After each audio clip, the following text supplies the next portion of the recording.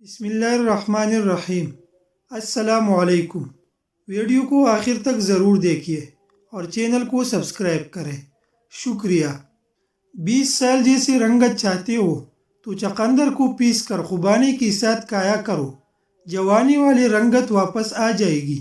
نفسیات کے مطابق انسانی دماغ کا 70% حصہ پرانی یادوں یا مستقبل کی سنہری کی یادوں کی خاکی بنانے میں گزر جاتا ہے۔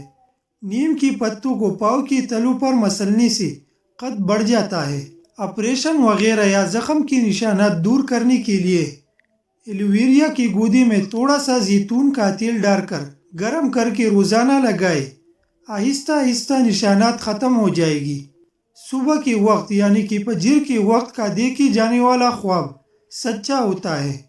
آنکھوں پر سوجن آ جائے تو آدھی سر کا درد شروع ہونے لگتا ہے۔ زیادہ ٹھنڈی چیزیں کھانے سے مردانہ کمزوری پیدا ہونے لگتی ہے۔ پیاز کو کاٹ کر بدن پر مسلنے سے بدن کی جلد تازہ ہو جاتی ہے۔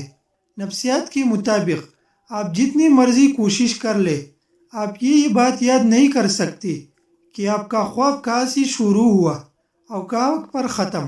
کھڑے ہو کر تیل لگانے سے آپ کا جسم جلد بوڑھا ہو جاتا ہے۔ ایسے افراد جن کو گردوں کی بیماری کا مسئلہ ہو جلدی بہرے ہو جاتے ہیں۔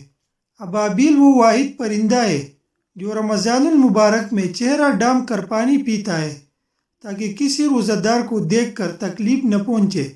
پکوڑے بناتے وقت اگر تھوڑا سا لہسن پیس کر بیسن میں ڈال لے تو ذائقہ اچھا ہوتا جاتا ہے اور بھاری پن بھی محسوس نہیں ہوتا۔